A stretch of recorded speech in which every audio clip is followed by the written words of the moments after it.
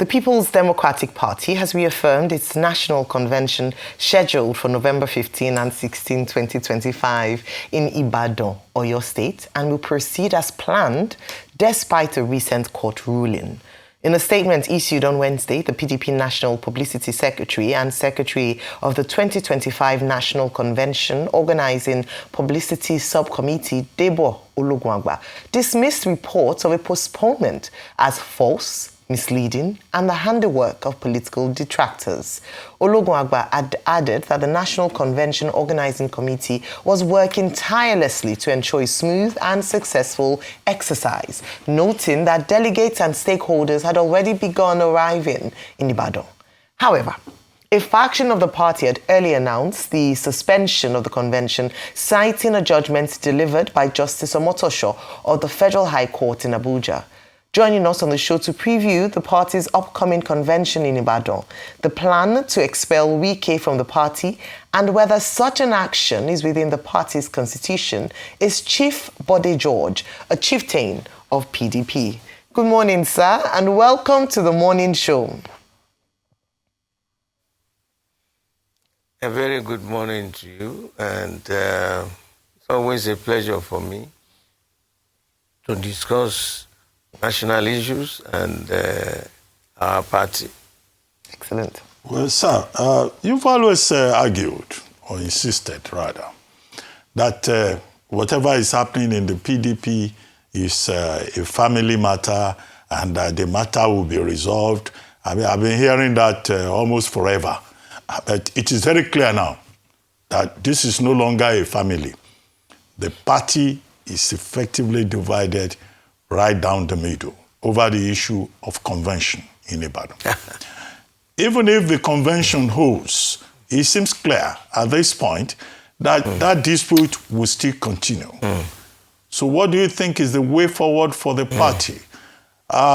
Senator Saraki has already suggested that the BOT, Board of Trustees of the party, apart from having a reconciliation committee that is led by Ambassador Adamu, should now create a caretaker committee, suspend the convention, and then let everybody come round the table. But apparently, this family is no longer hanging together, and we can effectively say that the PDP is factionalized. What do you say to this? No, thank you, Abati. Ruben, you know, in this country, it amazes me the way people roll around purely for their selfish end. The senator you mentioned, Saraki, they set up the first committee set up for reconciliation. That's quite a while. So what has he done? Telling us on the eve of the convention that we should go and form a caretaker committee. You know, I totally disagree with him, and I want to forgive him because I knew when he joined the party. The main party is still solidly intact. We are waiting for the ruling of the court in Ibadan.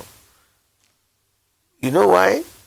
The Omotosho case, Justice Omotosho case, and the one by, I don't remember the new judge that gave judgment for Lamido. That's Justice Peter Lifo. The Supreme Court has ruled that all party activities, little friction here and there, it's not their business. That is not the business of the court. Go to your party and resolve your issue. What is their business? Look at the real ruling of the Justice Omotosho. What is it saying? The other man that Sule Lamido went to. That's Justice Peter Lifo. What is he talking about? Yeah, what is he talking about? It is so shameful when the Supreme Court ordered that all these the divisions and all this, that was when the Plateau governor went to court. That you should go back to your party, go and resolve the party. You know, what is demeaning and what is annoying and what I call existential imbecility. Terrible attitudes of these people. I mean, the founding fathers, for God's sake, will be shaking in their graves. What are we doing? To hold the convention, you are now coming at the last time you should dissolve the convention and set up a caretaker committee. And the people you call the other faction, Anyanwu is the one reporting to the public. He brought the vice chairman of North Central to be acting chairman. Is that the constitution of PDP? You alone will bring somebody to be chairman? Of course you can see that it is the hand of Esau, but the voice of Jacob. Somebody is trying to spin them, and we're waiting tomorrow. So much work has been done. But Chief, you cannot Chief, decide on your own from your home because you are secretary. Okay, and Chief, that the party, it is shameful. Chief, what is the way? What is the way? Very forward? Shameful. What is the way forward? The way forward. Good. The way forward is we will listen and wait for the court tomorrow, and whatever they decide is only what the Supreme Court has said. You will see the carnival, the festival, the oneness of those who want to remain in this party over this weekend in Ibadan. All right. And I want to remind Nigerians, Ruben, let me tell you, 1962, that was how it started. The whole crisis started in the chambers, the hollow chambers of Western region. And what happened? They claim that when they sat down to inaugurate, somebody grabbed the mace, wanted to smash it on the head of the speaker. Then another gentleman started jumping from one table to the other. Of course, they were arrested and taken out. Papa Olowo's book is very clear.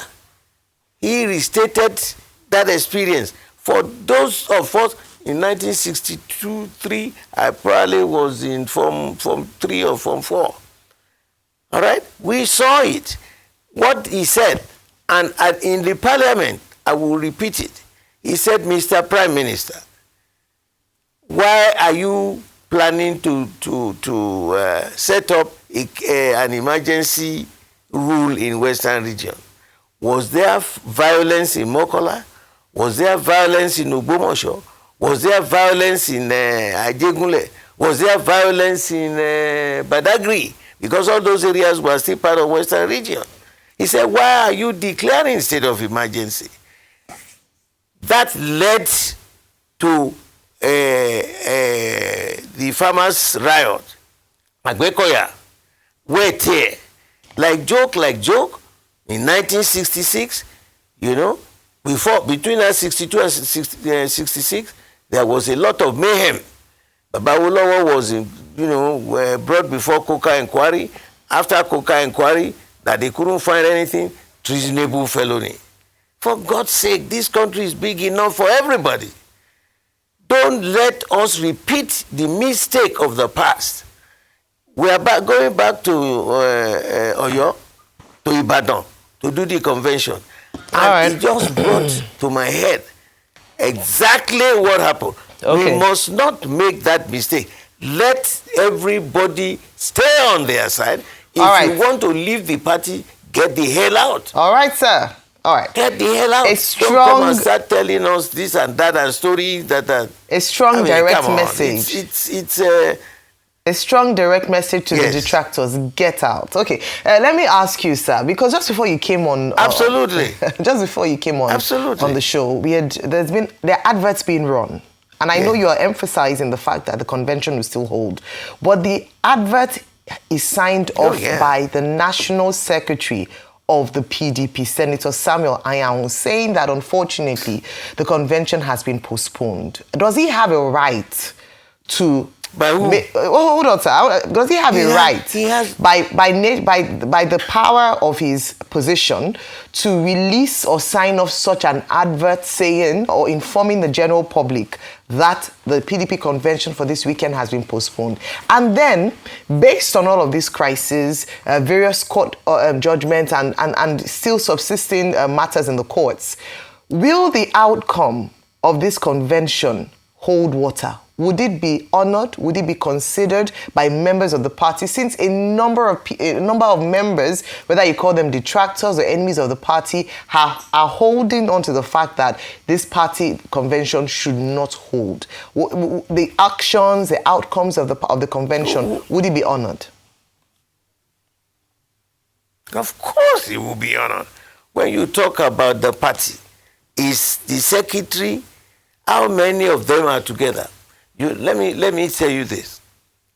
A few weeks ago, they had the National Working Committee meeting. There are about 19 members. Only 3 out of the 19 are the Anyanwu group. That's why I said you hear the voice of Jacob, but the hand of Esau. They held a meeting, and 3 of them, the legal advisor, Anyanwu, and my political son, Bature, these are the 3 that are now telling us the convention cannot hold. What authority is he quoting? The secretary just doesn't start on his own to start writing letter and making communication to the public without the approval of the National Working Committee.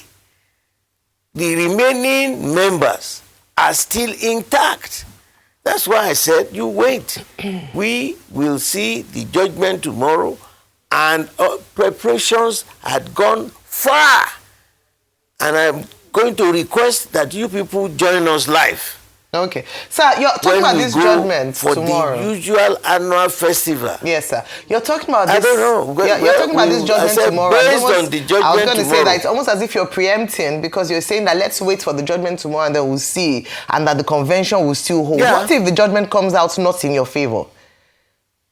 Would the PDP be willing to suspend? If it comes out not in our favor, we will respect that judgment.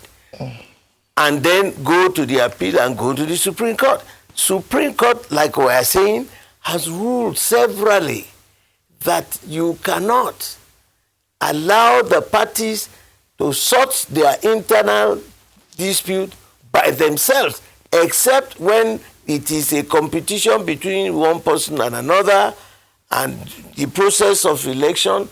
That is what you can bring to any court. They flouted all the others. In fact, for the sanity of this country and for foreign intervention now in this country, all eyes are on Nigeria. We better make sure that we do what is right, what is just, what is civil. The way we are turning it, just a secretary of the party would now be giving orders. Who met with, who are the working committee members? The secretary just doesn't go on his own and start firing. Nobody. There is an elected chairman. He was at the last NEC meeting that we had. Anyanwu was there. They took him back that day that he could, because he was on suspension one time. Then they took him back. Somebody moved the motion. I stood up at that committee meeting to support that motion. And he made a brilliant, respectable statement after that, assuring the NEC, which is the second powerful organ of the party. So what is going on? Who is spinning them? This is the only party in this country that has procedure. So we are waiting for it, but let everybody just calm down. Tomorrow we will see. The arrangements are fully on the planning.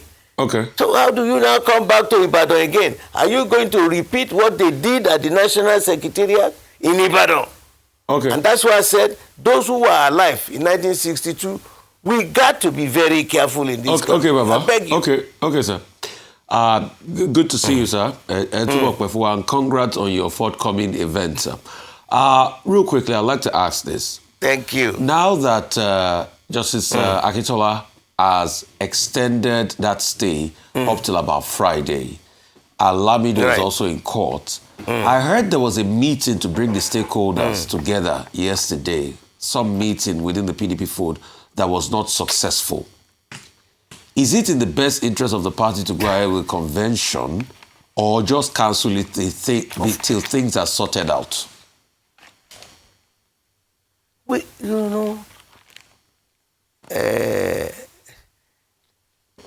Rufai, 2, 3 people cannot decide for the party. If the group that met yesterday were not able to, it was the attitude and the belief of the elders that, okay, let us meet with group A, group B, and see how we can go forward. It's normal, because no individual owns the party. But they had gone beyond what is acceptable, what is reasonable in the party. First of all, before you go to any court, you must exhaust all the avenues within the party. They have committed one harakiri, and if we have been overlooking that for a while. Now your party is going to the highest body, that is the National Convention, and you are saying postpone it, let's have commission. Saraki that is talking, how long ago his committee was the first to be inaugurated? Many months ago. What has been his attitude? Where is the report? So on the D-Day, approaching the D-Day, and the HRY is here, you are telling us we should form a caretaker committee. Chief, to do what? Chief? To do what? Chief, we seem to have run out of time, but quickly, as an aside, you led the Macaulay descendants to appeal to President Bola Ahmed Tinubu not to talk about pardon with regard to the late Herbert Macaulay. Papa. Yes, but at the end of the day, when that list was reviewed, his name was still under the pardon category. Do you feel disappointed that government didn't even listen to you? They just said, okay, it's better to pardon him. No, that's their business. They are in power. Let them use it as they think. When the time comes, it will become a general view of Nigerians. As a family member, the man who dared the British, you know, Ruben, 2 evils were planted by the British in this country: tribalism and religious bigotry. So whatever it is that we are doing, take a look, because you are also an historian. Every time there is one issue or the other, you can zero it back to either tribalism or religious bigotry. Look at the issue of this Christian, Muslim, something. Look, in Western area, you can hardly find a home that will not have a Christian, a Muslim, and traditionalist. In my family, my older sister was a Muslim. She passed on. Would I tell her she's not my sister? She wanted to go to Hajj. I sent her there. She came back, she wanted to go to the Quranic school. I sent her there. On her graduation, I attended. When they were now going to build a mosque near her house, I participated. All right. But she is a full-fledged Muslim. So all these things that we are talking about, it's an existential imbecility. Has no bearing with the management of the people of this country. Indeed. Nobody asks God to give me to be a Christian or to be a Muslim. You were just born into it. All right, sir. Love your neighbor as yourself. As yourself, That on rule that of note. law is in the Quran. It's in absolutely. All right. So On that note. I don't see anything. By On the that grace of God, we are looking forward to the judgment tomorrow. Okay. And we'll see how it goes. Well, that's I the wish word. you We guys the look best of forward luck. to what the You judgment. wait. Yes, sir. Thank you so much. Thank you. Yeah. Always a good time with you, and just speaking on particularly the PDP crisis, and then of course your response to your forefather.